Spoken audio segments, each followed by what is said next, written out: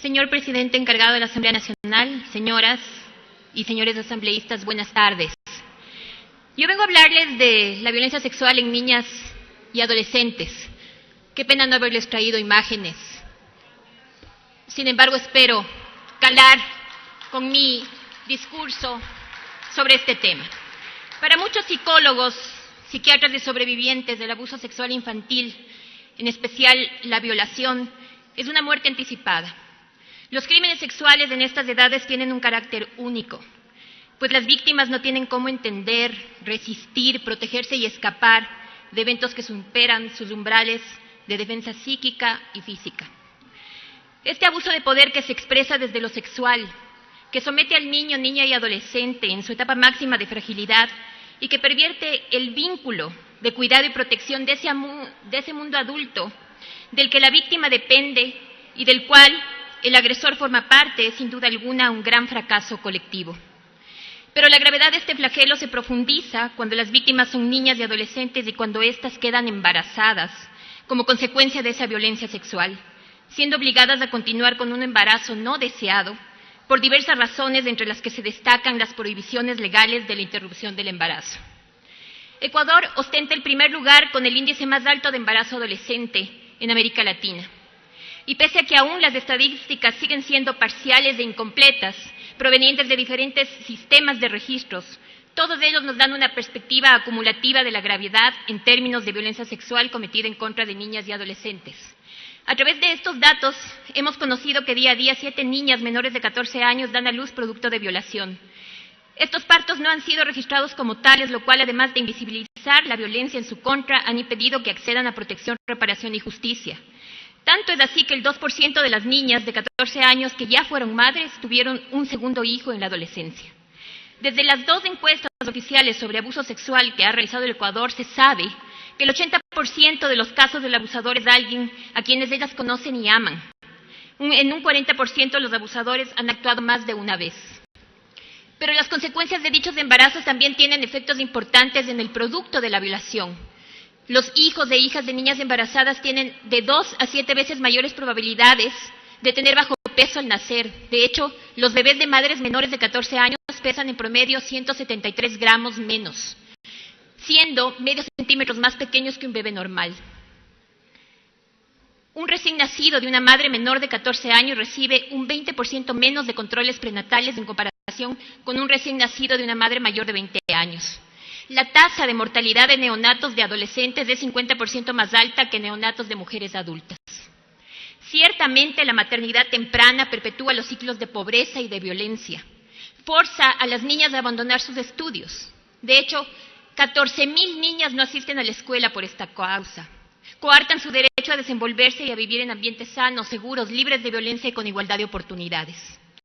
No cabe duda que la violencia sexual cometida en contra de niñas y adolescentes es la más invisible y perniciosa de las violencias, por un motivo muy simple. Las víctimas no tienen capacidad de denunciar por sí mismas, de organizarse, de protestar, de estar aquí como estamos nosotras.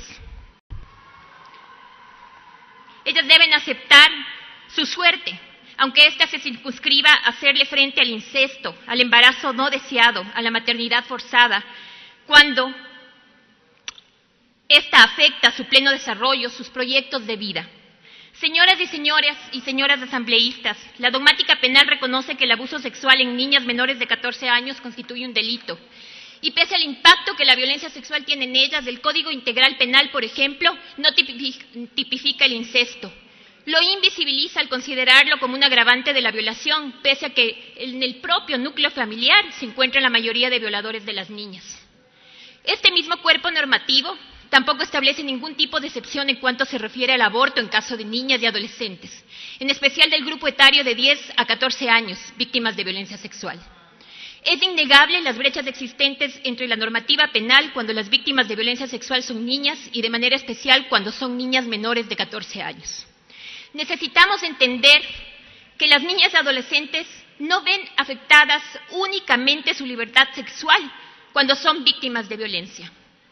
Necesitamos comprender que el desarrollo psíquico y físico de su personalidad, así como su derecho a la vida, también se ven afectadas, más aún si las forzamos a sostener embarazos que hayan sido productos de violencia sexual. Todo esto sin considerar las nefastas consecuencias psíquicas y físicas que gestar genera en las adolescentes y en especial en niñas menores de 14 años. Es ahí cuando ya no hablamos solamente de delitos sexuales, sino de violencia institucional que puede constituir una forma de tortura. Es ahí cuando hablamos de una nueva y brutal agresión en su contra. Prohibir la interrupción de un embarazo producto de incesto, de violación, de malformaciones fetales graves o cuando está el riesgo de la vida o salud de una madre es un acto de violencia.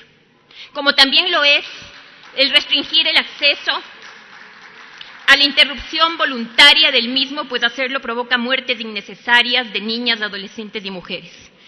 Por ello, nuestro pedido, señoras y señores asambleístas, de despenalizar el aborto por violación, incesto y malformaciones fetales, conforme lo establecen los organismos internacionales, garantizando que todo embarazo de niñas y adolescentes sea considerado de alto riesgo y permitiendo la interrupción legal del mismo, proceso que deberá ir acompañado de un trato digno, tomando todas las medidas pertinentes para promover su recuperación física, psicológica y su reparación integral. Pedimos también que el incesto sea un tipo penal, no más secretos de familias. Si nuestras niñas no pueden distinguir entre quienes les cuidan y quienes les vulneran, ¿cómo se afirman? ¿Desde dónde se construyen?